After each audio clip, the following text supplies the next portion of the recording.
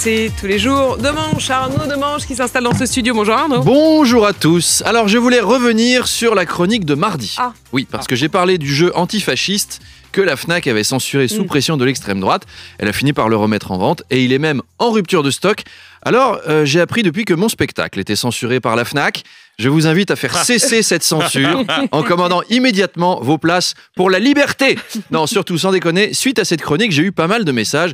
Oui, Arnaud Demanche, l'humoriste bobo gauchiste qui défend les antifas.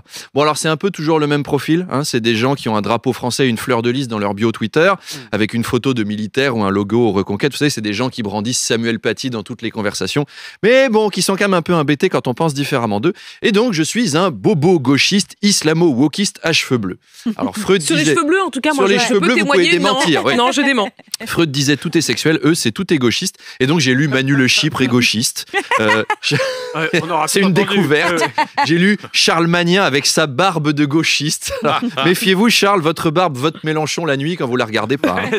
J'ai lu la gauchiste Apolline de Malherbe. Et c'est vrai, vous étiez à Quotidien hier, le repère des bobos gauchistes. Il est temps de le révéler. Le mari d'Apolline est un sans-papier afghan. Elle a fait 4 enfants pour toucher les allocs, Apolline de Malherbe. Et elle l'a rencontré alors qu'elle manifestait dans un camp de migrants avec Amélie qui distribuait des formulaires de demande d'asile en Wolof en disant RMC s'engage pour vous. Et alors, ce que j'ai vu de mieux, c'est RMC, c'est gauchiste, c'est devenu la nouvelle France Inter. À France Inter, ils ont dû s'étrangler en voyant ça. Merde, on a eu tout faux. Dégagez Guillaume Meurice. La nouvelle gauche, c'est Willy Schren. D'ailleurs, ça donnerait quoi, RMC France Inter? Bonjour, bienvenue dans l'After Balle au pied. Aujourd'hui, nous allons analyser l'influence de Zinedine Zidane dans l'image populaire du sport collectif. Jean Rességuier est avec nous. Bonjour Jean. Oui, bonjour. Écoutez, je pense que l'analyse philosophique de l'apport de Zinedine Zidane dans la cosmogonie sociale de la France d'aujourd'hui peut se décrire en réécoutant les arguments ontologiques de Pierre Bourdieu. On le voit dans sa relation avec Benzema. Merci Jean. Éric Dimeco, votre avis? C'est pas possible, Jeannot, tu peux pas dire ça quand même. Je vais te dire, je pense même que Simone de Beauvoir aurait éclaté de rire en entendant ces arguments. Pour moi, Zidane est à Benzema ce que Jean-Paul Sartre est à l'expansion de la pensée néo-communiste. Et Soren Kierkegaard alors, il pue le pâté? Soren Kierkegaard, t'en fais quoi de l'influence de Soren Kierkegaard sur Gilles Deleuze? Non, désolé, ils ont jamais bien combiné ensemble. Voilà, la nouvelle France Inter est en marche. Merci. Ils sont beaux tous les deux, on les applaudit. Arnaud, on change de sujet. À Échenon, le maire fait partie de ces 48 hommes interpellés pour pédopornographie mi-novembre. Il refuse de démissionner alors qu'il a reconnu une partie des faits. Oui, alors lui, il dit que tant qu'il n'y a pas de jugement, il est présumé innocent. Bon, quand les flics viennent chez toi avec ton historique internet, qu'ils ont chopé 47 de tes copains et que tu admets toi-même que t'es un peu mouillé dans cette histoire, on veut bien présumer que t'es innocent, mais tu présumes aussi un peu trop qu'on est des cons. Hein. Présumer innocent, ça veut pas dire chat perché, je fais ce que je veux. Ce maire est accusé d'avoir consulté 10 000 contenus pédopornographiques sur une année. Ça fait quand même 27 par jour.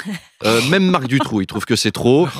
On dit que c'est un maire pédophile, mais à 27 vidéos par jour, t'es quand même plus pédophile que maire, quoi. On dit le maire d'Échenon est pédophile, c'est pas vrai. C'est le pédophile d'Échenon qui est un peu maire à ses moments perdus. Et alors il veut pas partir, le gars, il est là.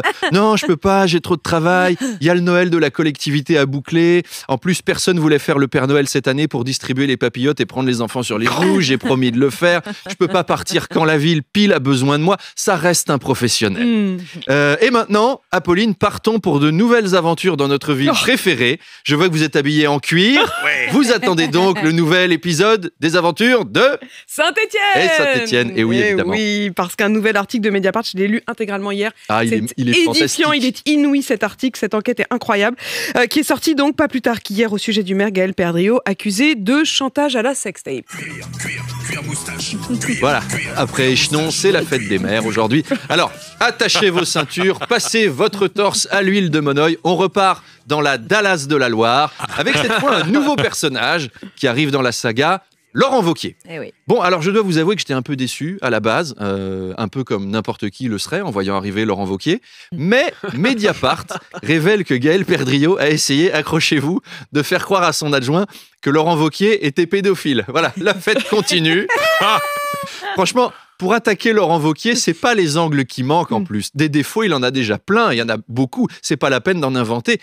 Qu'est-ce qu'il a encore dans la musette, l'ami Gaël? Valérie Pécresse qui fait de la pole dance, Bruno Retailleau stripteaseur, Éric Ciotti qui aurait joué dans ces pornos étranges où il y a des nains. Maintenant, c'est que tous les républicains veulent le voir dégager maintenant. J'ai envie de lui dire, Gaël, ne démissionne pas.